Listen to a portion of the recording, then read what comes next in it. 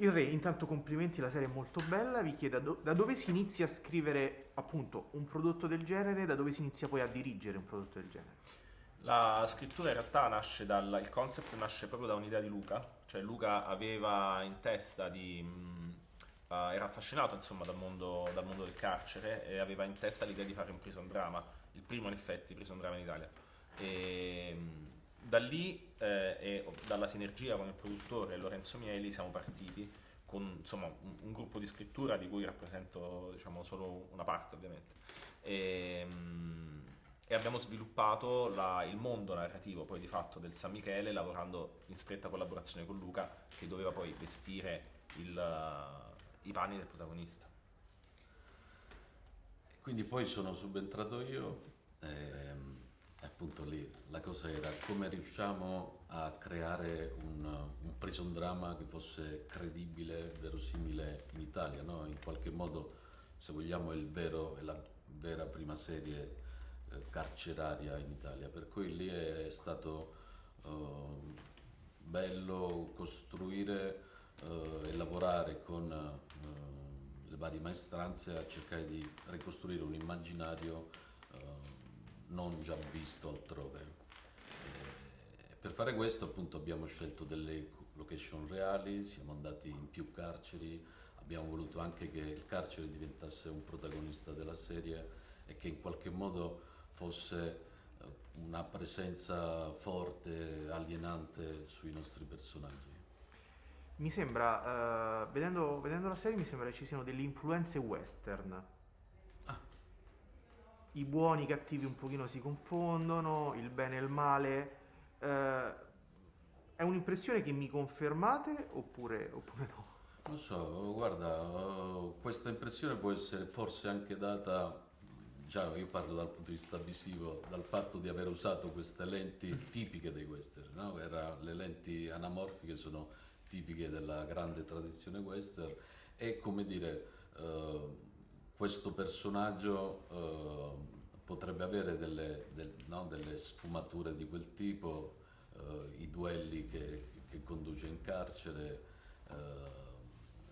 Non sappiamo fino a che punto è buono, fino a che punto è in buona fede, insomma ci sono diversi chiaroscuri nei suoi occhi e poi appunto questa impressione ci fa piacere.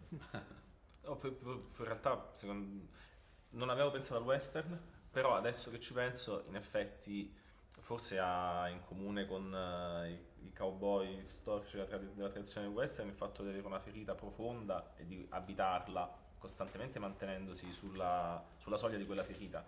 E, e chissà, forse anche l'idea di questo carcere come una frontiera, cioè l'idea della frontiera è connaturata dal western è il fatto che il San Michele sia un avamposto affacciato sul caos, poi di fatto dove si cerca di tenere insieme e di negoziare il caos con l'ordine, ah, tenendoli in compresenza tutti e due gli elementi, c'è qualcosa di western forse. Come ultima cosa vi chiedo, la serie enfatizza molto il concetto di giusto e di sbagliato, oltre che di bene e male, sono quattro concetti molto diversi. Che idea vi siete fatti? Davvero il confine fra giusto e sbagliato è così labile? Noi amiamo le serie contemporanee, le serie che amiamo ormai insomma, dagli anni 90, da quando esiste i cable channel, sono serie che appunto lavorano esattamente su questo, cioè sul margine di ambiguità e su quella zona grigia che c'è tra bene e male. Insomma, noi quello che abbiamo cercato di fare anche con il re è di restituire in ogni personaggio mai come dire, una posizione manichea ma come diceva Giuseppe prima, appunto una complessità.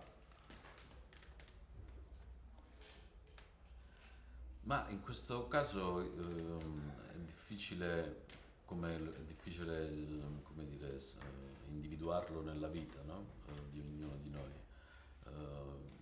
Credo che il ruolo appunto, di un regista, di uno sceneggiatore, deve essere quello di aderire non tanto alla morale del personaggio, ma comunque alle sue vicende personali e cercare non di, come dire, di prendere, di dare un giudizio sulle sue azioni, ma provare appunto a capire quali sono le varie sfumature del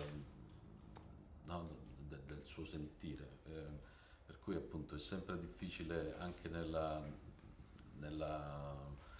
rintracciare dove sia il bene e il male anche in un personaggio meno complesso come quello di Bruno. Grazie Grazie a te. mille e ancora Grazie. complimenti. Grazie. Grazie.